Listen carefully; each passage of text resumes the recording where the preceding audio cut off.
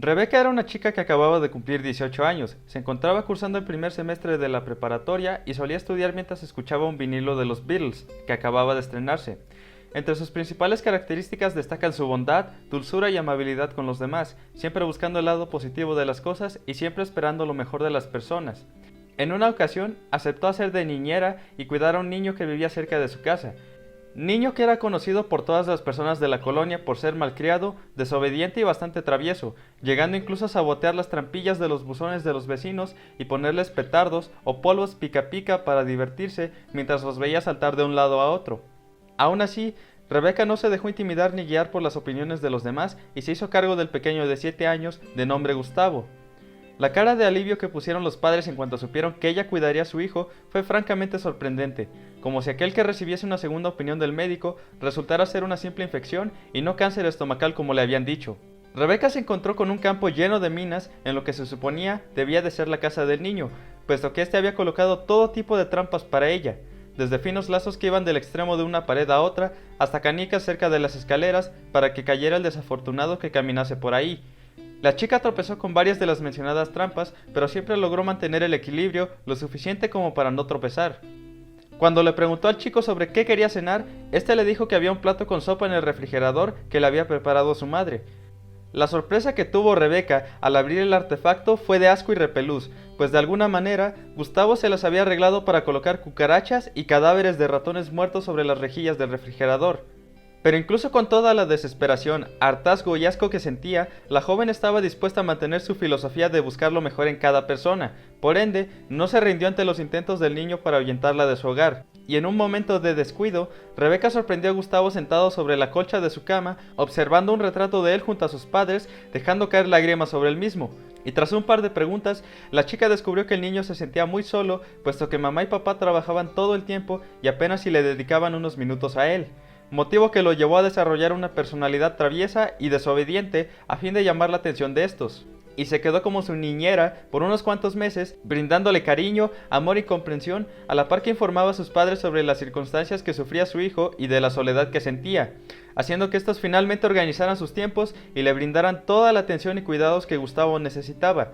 Rebeca se sentía orgullosa, puesto que el niño comenzó a convivir más con sus padres y a su vez a reemplazar las travesuras por felicidad y amor en su persona.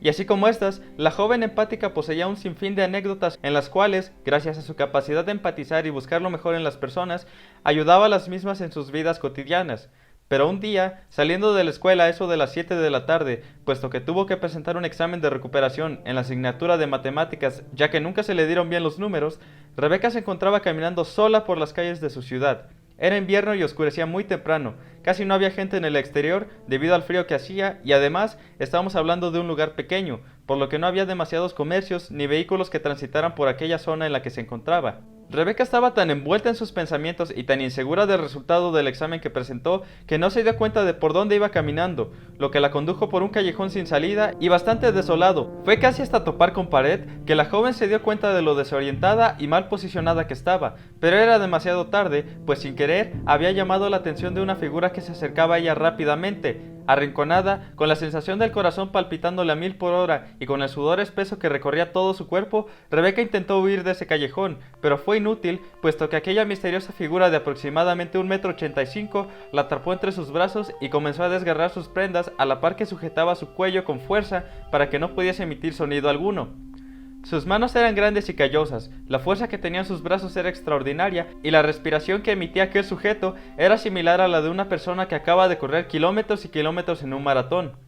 Rebeca estaba paralizada, no podía mover ni un solo músculo por la fuerza que ejercía el sujeto en su cuello y por el temor de empeorar las cosas. Ya estaba a punto de resignarse y aceptar su fatídico destino cuando se escucharon unas voces provenientes de la calle que daba hacia el callejón. Voces que llamaron la atención del sujeto e hicieron que se descuidase por un momento, el cual aprovechó la chica para patear al tipo en la entrepierna, correr y gritar por su vida. Pero fue en vano, ya que con toda la adrenalina, emoción y nervios que tenía, el sujeto logró sobreponerse al dolor que le infligió la patada y corrió detrás de Rebeca, empujándola, haciendo que ésta cayera de boca contra el suelo, reventándose la nariz y llorando por el miedo y dolor que sentía. Además, El tipo se había enfurecido por lo sucedido y ante el temor de que la chica volviese a gritar, decidió propinarle una serie de puñetazos en el rostro, uno tras otro, hasta dejarle los pómulos hinchados, la mandíbula rota y su voz ahogada por el sufrimiento y dolor que sentía. A la mañana siguiente, la joven fue encontrada por un vecino que sacaba la basura al callejón. Se encontraba inconsciente, severamente dañada y con la cara bañada en sangre y lágrimas por su trágica noche.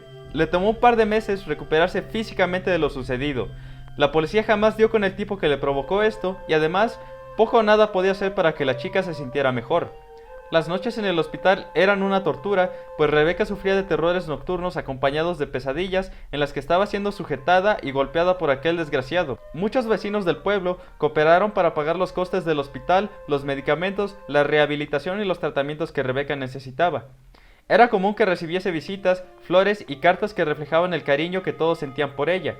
Incluso en una ocasión, la fueron a visitar los padres del niño travieso al que había cuidado con anterioridad. Pero todo era inútil, ya que por más que su cuerpo estuviese sanado, la cabeza de Rebecca estaba completamente destrozada. Era similar a un ratón dando vueltas en una rueda hasta el cansancio, repitiendo una y otra vez aquella fatídica noche. No quería hablar con nadie, no quería que nadie le dijera que las cosas iban a mejorar y que todo estaría bien, solo quería levantarse de la cama e irse a su casa. Cuando finalmente la dieron de alta del hospital, Rebecca pasó por una tienda cercana y compró una botella de whisky, pensando que tal vez eso le ayudaría a sentirse mejor. Abrió la puerta, entró y encendió el apagador de su casa, despertando a las luces y regresando a un lugar que le era tan familiar, pero a la vez tan ajeno a ella misma. Hacía años que vivía sola, puesto que sus padres habían fallecido en un accidente automovilístico y no tenía ningún familiar cercano, por lo que trabajaba en las mañanas en un centro comercial como cajera y en las tardes estudiaba. Dio un par de pasos por el pasillo y se adentró en la sala, donde se tumbó en un sofá y colocó su vinilo de los Beatles para pasar el rato mientras destapaba la botella de whisky y la tomaba directamente del envase. No era alguien que consumiese alcohol, por lo que no tardó en emborracharse y comenzar a llorar, comenzar a gritar, comenzar a tirarse de los cabellos y comenzar a sacar todo aquello que tenía dentro, todo aquello que le había arruinado la vida y todo aquello en lo que no dejaba de pensar ni un instante. La luna se encontraba en su punto más alto y el contenido de la botella comenzaba a abandonar la misma, pues Rebecca había consumido más de la mitad, llevándola a un estado de embriaguez severo, pero aún así no lograba olvidar lo sucedido y no lograba sentirse mejor. Peor aún, comenzó, debido al trauma tan severo que sufría, sumado a la cantidad de alcohol que había ingerido, más el estado de autosugestión en el que se encontraba, a escuchar pasos por su casa, pasos en las escaleras, pasos en la cocina y pasos en todas partes. El terror volvió a apoderarse de la chica, los nervios volvían a ella, el sudor espeso regresaba a su cuerpo como si se tratase del reencuentro de un viejo amigo y el palpitar de su corazón estaba más presente que nunca. Pero esta vez no se quedaría quieta, esta vez actuaría y defendería su honor como debería haberlo hecho desde un principio, así que se levantó del sillón y como si no estuviese mareada por la borrachera que llevaba encima, se acercó a la cocina, abrió un cajón y tomó un cuchillo largo y afilado para cortar carne. Los pasos estaban más lejos esta vez, como si el tipo estuviese en el jardín de su casa, acechando y atormentando a su presa, pero Rebecca estaba lista para actuar. Unos segundos después se escuchó el timbre de la casa. Rebecca se precipitó hacia la entrada y justo antes de abrir la puerta se detuvo, empuñó el cuchillo con ambas manos sin importarle el temblor, sin importarle el miedo y sin importarle las consecuencias. Respiró profundo, colocó su mano sobre el picaporte, cerró los ojos y giró. Cuando la puerta se abrió, Rebecca gritó y se abalanzó sobre aquella figura que había tocado el timbre, apuñalando una y otra vez al individuo hasta que su rostro se cubrió en sangre, proliferando gritos de furia, rencor, miedo y sobre todo de pavor hacia él, pues era aquella figura que la había lastimado en el callejón, o eso creía ella.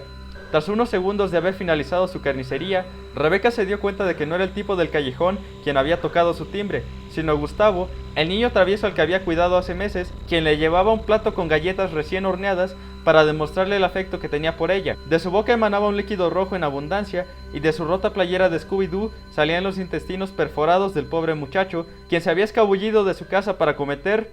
la última travesura de su vida.